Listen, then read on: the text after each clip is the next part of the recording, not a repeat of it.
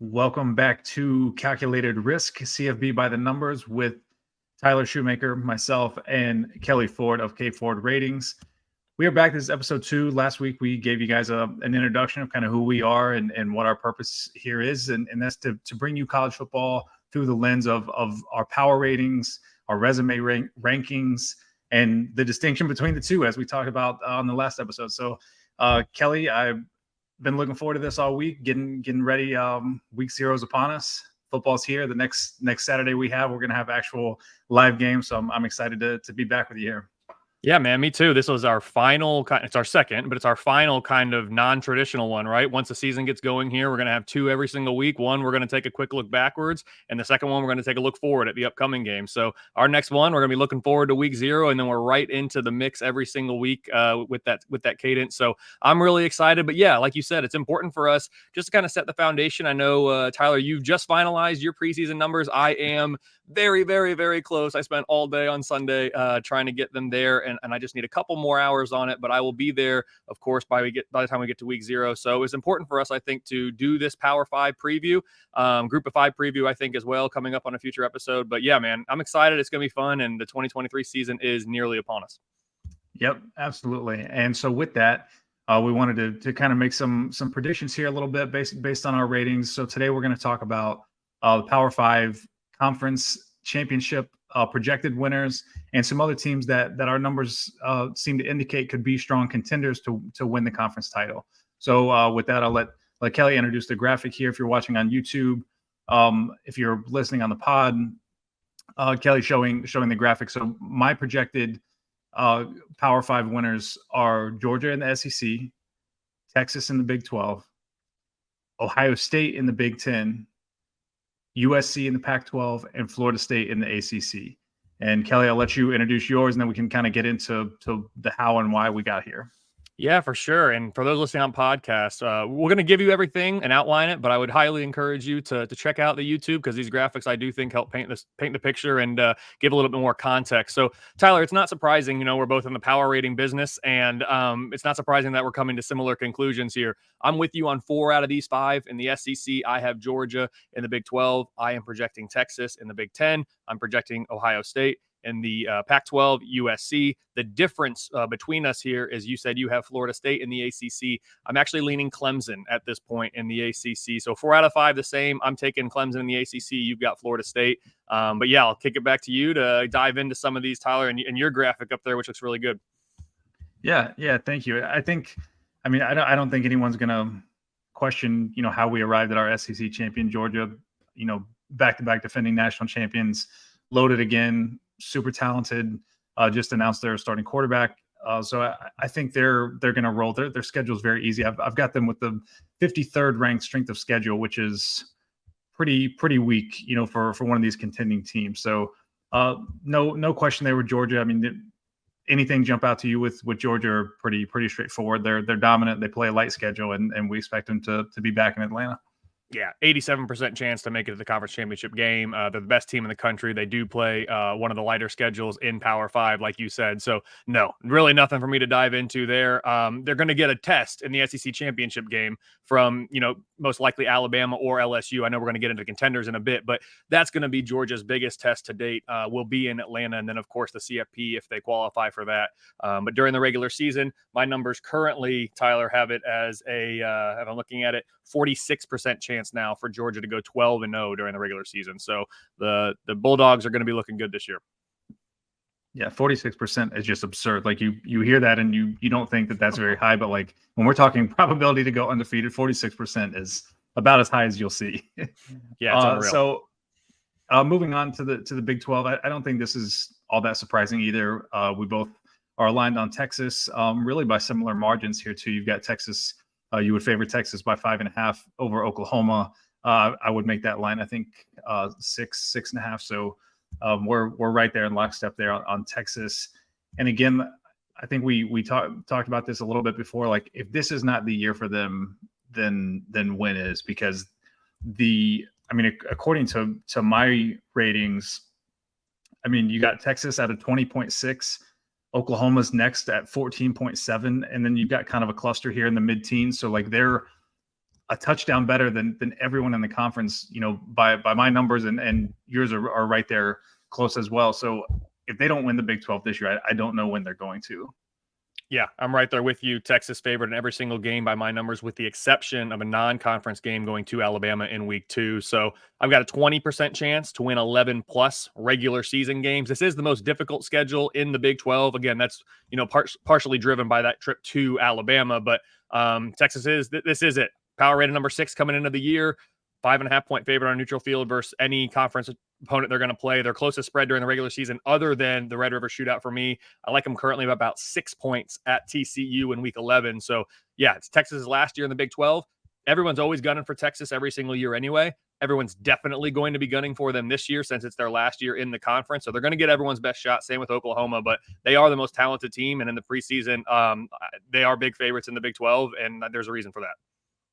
Yeah, and I just took a peek as well. I've got them as a 5-point favorite at TCU. So we're right there around a touchdown in that game. So moving on, I want to skip the Big Ten for now because I think that's probably one that people are most interested in, just because of how the power rating the last couple of years has not quite matched up with how it went on field. So let's come back to the Big Ten. So in the Pac-12, we both have USC. You would make USC about a 4-point favorite over Oregon. I would make them about a 7.5 point favorite over Oregon. So we're both right there. Obviously, they got the Heisman winner returning. He's awesome. Probably the best player in the country. Definitely the best quarterback in the country. Lincoln Riley, obviously, he knows how to get it done. The big question, obviously, with them is Alex Grinch going to coach any defense this year? We'll see. My comparison for USC, I think they're going to look a lot like Ohio State did last year, or the last couple of years, really, where they're just not quite at championship level on defense. But I do think it'll be good enough for them to win the Pac-12. I've got 2 question marks for USC. One is the defense, as you said. Offense is going to be great. We know that. The defense right now, with the updated numbers, it's projecting now mid 50s for me. So I think before I had it, right around 49 or 50. Now it's 54. So I am concerned about this defense and concerned about the offenses that this team's going to face, especially in conference play.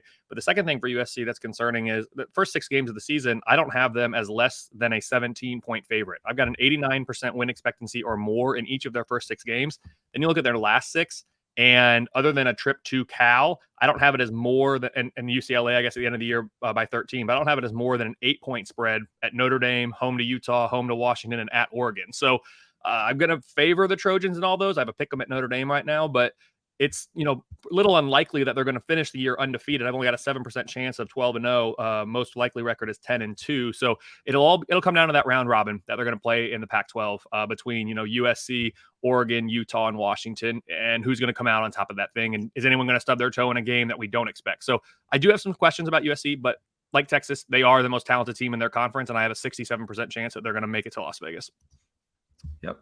Agreed. So the one discrepancy that you and I had, and this is new, like you said, I finalized my numbers on Saturday, and prior to that, I would have had Clemson as about a 1-point favorite over Florida State.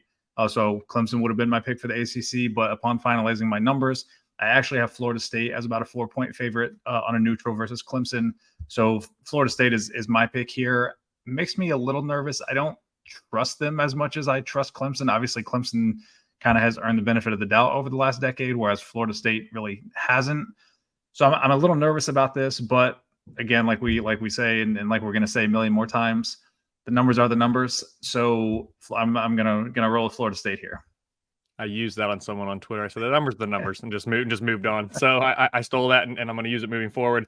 Clemson, like I said, I got a 62% chance they're going to make the conference championship game. Florida State's a 56% chance. So both those teams, you said Florida State, I'm saying Clemson. It's really close, though. These two teams do play in the regular season. It is at Clemson. I think that's going to make a difference here. It's in week 4. My numbers like Clemson, like you said, in a rematch there by about 2 points. I like them by about 4 at home, maybe a little bit more than that, but 4 is what it's rounded to at home. So Clemson's going to be a favorite in every single game. Florida State, on the other hand, I've got them as an underdog in 2, not just the game against Florida.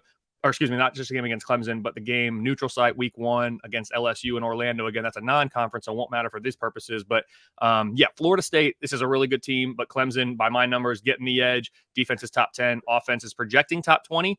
And I think it actually has potential to be better than that. I'm pretty high on Cade Klubnik. I've talked about him a little bit for some Heisman sleeper stuff. And, if he's able to live up to his 5-star status, and I know DJU, the last 5-star quarterback to come through there, maybe wasn't. He had a great COVID 2020 year. And then after that, didn't live up to the 5-star status. So if Cade Klubnik can do it, though, I think Clemson's going to roll in the regular season. I've got a 7% chance to go 12-0, a 30% chance to go at least 11-1. So even if they slip up against Florida State, still have the inside track with only one loss to make it to the conference championship game. And I expect them to be a contender this year in the ACC. Yeah, I'm with you there. I've got them with the 27th projected offense. If that creeps up to, the 15 kind of range, I think they definitely, I would not be surprised at all if they ended up winning the ACC, certainly. All right, so on to the Big Ten, where you and I agree. This is another one that literally I've got projected literally as a tie right now. I've got Ohio State at Michigan. My numbers project 31-31 right now. So the tiebreaker for me was kind of two things that I considered. One, the power rating, just including home field advantage, I still make it a tie. So I'm going to give the edge to the higher rated team, which is Ohio State. The other factor I did have to consider here is that if Ohio State, Michigan, and Penn State all beat each other in that round robin, Ohio State, I think it would go to like the 5th tiebreaker or something, which is basically how strong your cross division game teams are. And Ohio State would win that, I think, pretty easily looking at the schedule. So I think they would have the tiebreaker to go to the Big Ten championship in their favor over Michigan or Penn State if those teams all kind of split. And again, I've got Ohio State power rated higher. So that was also the tiebreaker for me. How about you?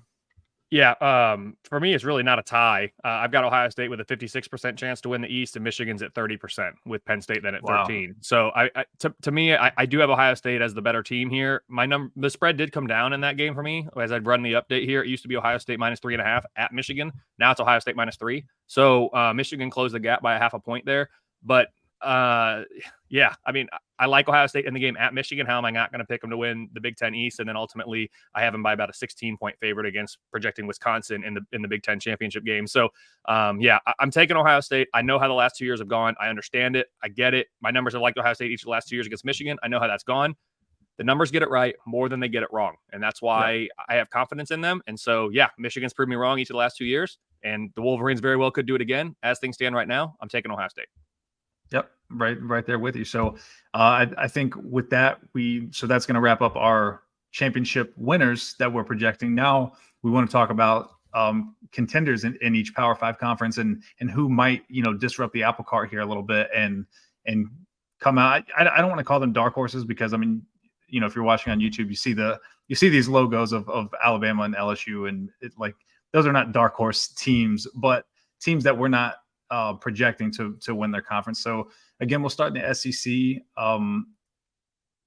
I think Alabama and LSU are clearly the two other teams that could potentially win it based on the preseason ratings.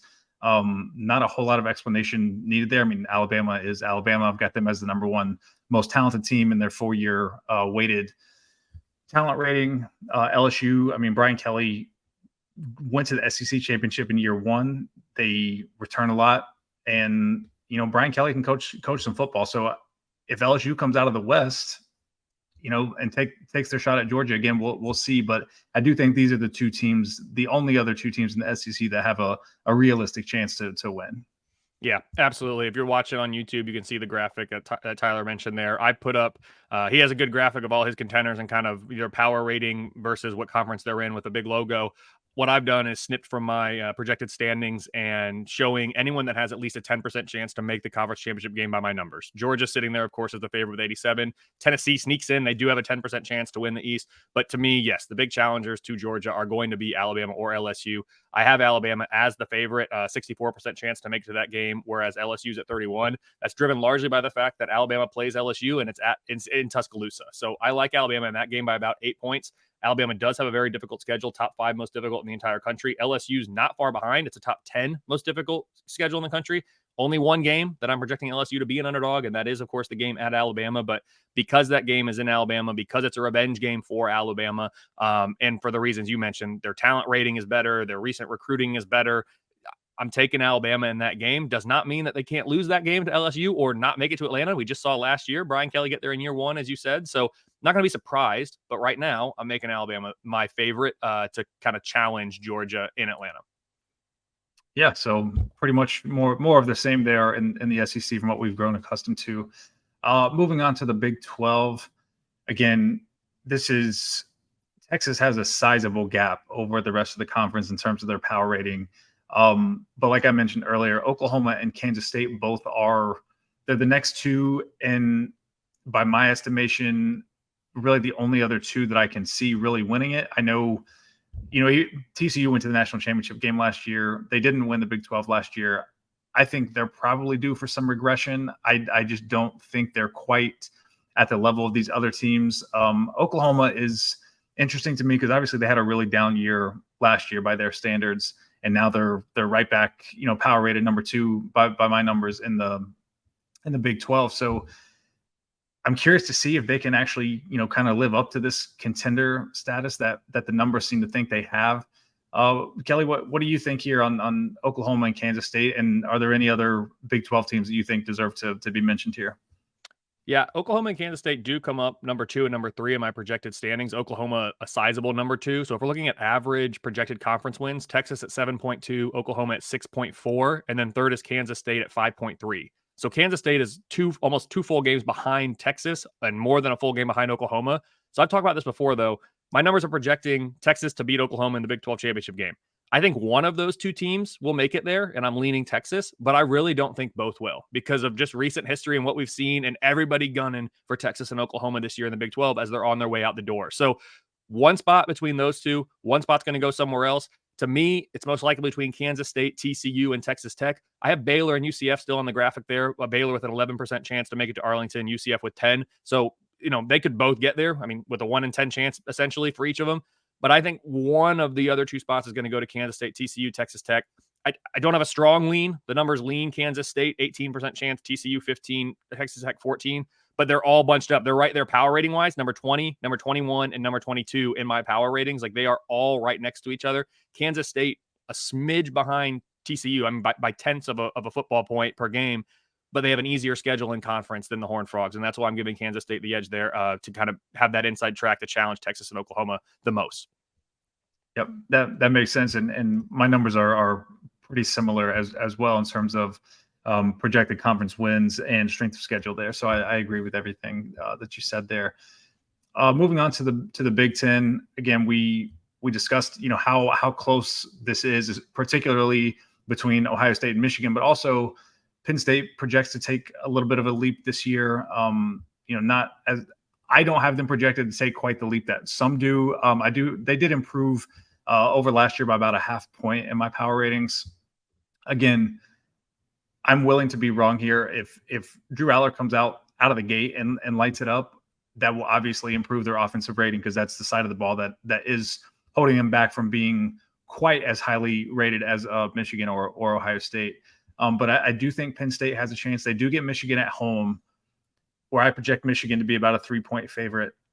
That game could go either way. I think Penn State, as constructed, they are built to kind of handle the way Michigan wants to beat them. I don't know that they're quite built to beat, the Marvin Harrison type Ohio State offense necessarily, because they had a really hard time containing him last year. But I do think Penn State is built to be able to maybe take a swing at Michigan here and make some noise. But I've got Ohio State winning. I think Ohio State wins the game at Penn State, and I think Penn State has a realistic chance to beat Michigan at home. But I don't necessarily see them winning the division. The East, in my opinion, will be won by Ohio State, Michigan, or Penn State. There's really no other option. And when you look at those three teams, my numbers favor Ohio State in every game, Michigan in every game but 1, that's Ohio State, and Penn State in every game but 2, that's Ohio State and Michigan. So to me, that's kind of the hierarchical order of those three. While the West is wide open in terms of history, I mean, every single year it seems like who's going to survive the West, who's going to end up there at the end. And it's almost a no, you take it some years. I would be surprised, but not nearly surprised, as I said in the East, if it's not Wisconsin or Iowa. Illinois does sneak on the graphic with an 11% chance, but Wisconsin's only an underdog in one game. They got Ohio State coming to Madison this year. Iowa's only an underdog in 2 games, and that would be when they go on the road to Penn State and on the road to Wisconsin. I think the fact that Iowa has to go to Wisconsin in week 7, my numbers like the Badgers by about 5.5 in that game right now. That could be the difference here. Again, I expect both Wisconsin and Iowa to lose at least one game in which they're projected a favorite, most likely even more than that. But I think the fact that the game is at Wisconsin between these two could be the differentiator. I've got Wisconsin power rated number 19 with a 47% chance to make it to the conference championship game. In the East, I have Ohio State 2, Michigan 4, and Penn State 9. So that's why, like, the winner of the East is going to be a heavy favorite in the Big Ten championship game. I don't think the winner of the West has ever won the Big Ten championship, actually, since they've gone to the East-West division format. So more of the same this year, the final year divisions for the Big Ten, and we'll see who can survive the gauntlet of the East and who will survive the West. It's just a last man standing mentality there every single year, it seems. Yeah, it's just a rock fight in the West every year. So moving on to the Pac-12 here. So, of course, we have USC picked to win, but I've got 4 teams here as contenders alongside USC for the Pac-12 because the ratings are just so close. I couldn't really differentiate. So I've got Utah, who's the 2-time defending champ here. So definitely want to include them because they deserve the respect, and the numbers bear that out. I've also got Oregon State, and Washington. And I know Oregon State's kind of a preseason darling here. A lot of people are high on them. A lot of people are even higher on Washington, as we talked about on the last show. I definitely wouldn't predict Oregon State or Washington in particular to actually get it done, but I do think they are good enough. Their ratings high enough. They do deserve a mention here as someone that could really make some noise in the Pac-12. Yeah, I'm going to go with the same ones you did, and I'm actually going to throw UCLA in there too. They have a 15% chance to make the conference championship game by my numbers. Projected conference wins, average conference wins for these teams: USC 7.4, Oregon 6.5, Utah 6.2, Washington 6.1, Oregon State 5.6, UCLA 5.5.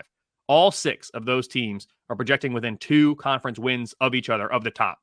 It's going to be really, this is the conference race I'm most looking forward to this year. And I was most looking forward to it before all the news this summer about conference realignment and the potential dissolution of the Pac-12. Like, I was already pumped. Now that I know this is going to be the final year of the Pac-12 as we know it, and potentially the Pac-12 ever, I'm even more excited for this. So while USC is the favorite, 67% chance to make the conference championship game, I talked about my concerns with them earlier.